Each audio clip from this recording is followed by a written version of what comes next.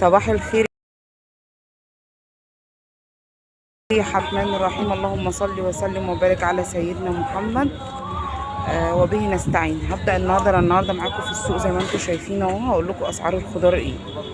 الفلفل البتنجان الابيض اللي انتم شايفينه ده بسم الله ما شاء الله هو زي العسل اهو. الكيلو وربع ب10، والقاس الكيلو ب10. هي بصراحة حاجات صبحة وزي الفل. بالنهار بتبقى الحاجات غير بالليل زي ما انتم شايفين اهي. تمام. احنا قلنا البتنجان الابيض الكيلو وربع ب10 والقاس ب10، والبتنجان الاسود الكيلو وربع برضو ب10. الجزر الكيلو ونص ب10. البسلة ب15 الكيلو، والفاصوليا ب10 زي ما انتم شايفين، والكوسة برضو ب10.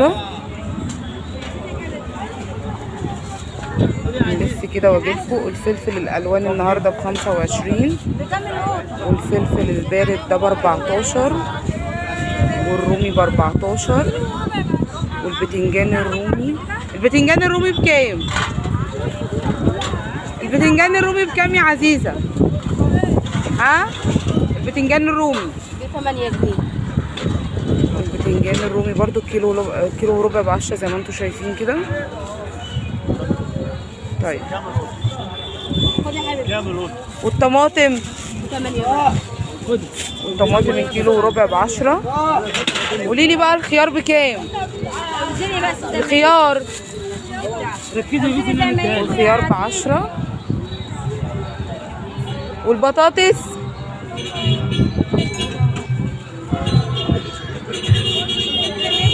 هاي عزيزة البطاطس بكام؟ ب10.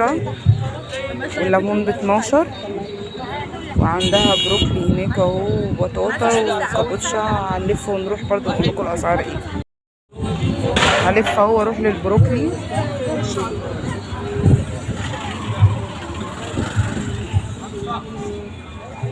بصوا البطاطا ايه، هي شوي كبيرة زي ما انتوا شايفينها. 3 ب10. والبروكلي ب10.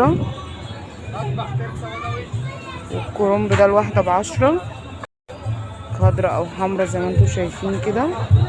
حزمة الخضرة النهاردة بجنيه. والبصل اللي هناك ده كيلو ونص ب10. والكرنبة برضو بتتراوح من 10 لغاية 20 جنيه كده. انا قلت لكم اسعار النهارده. وعندها لفت كمان بس مش عارفة بصراحة بكام. مش عارفة اللفت بكام. وهي عندها زحمة زي ما انتوا شايفين اهو. انا بكلمكم دلوقتي من على مزلقان المنيب. في المنيب دي اسعارنا في المنيب النهارده.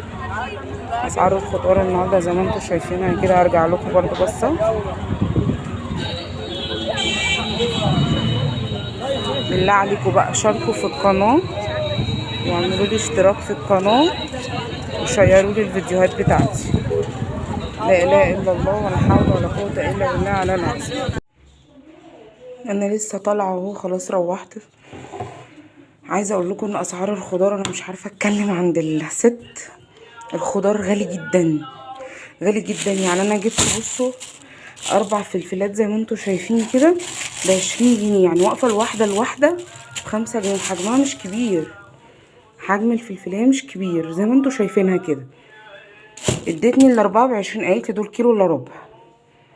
بصوا حزمه السبانخ اللي كنا بنجيبها بجنيه وب2 جنيه والحاجات دي. حزمه السبانخ ب4 جنيه زي ما انتوا شايفينها اهي. ومش حلو. يعني انا نقيت والله دول بالعافيه. والجزر انا قلت لكم اسعاره. اللفت انا نسيت اقول لكم ان اللفت فيها قالت لي اللفت ال3 ب10. وحزمه الخضره بجنيه. هو والله الله يكون في عون الاهالي. الله يكون في عونهم. الله يكون في عونهم. يعني انا معايا اطفال صغيره وبدي دروس وحاجات والدنيا مش عارفه الدنيا هتودينا لغايه فين. بس يعني ربنا يبارك لنا في قرشنا ويديمها علينا نعمه لغايه كده. عشان زي ما انتوا عارفين الدنيا بتغلى كل يوم والحمد لله على كده. انا قلت بس اقول لكم ايه لما اروح الدنيا عامله ازاي زي ما انتوا شايفين.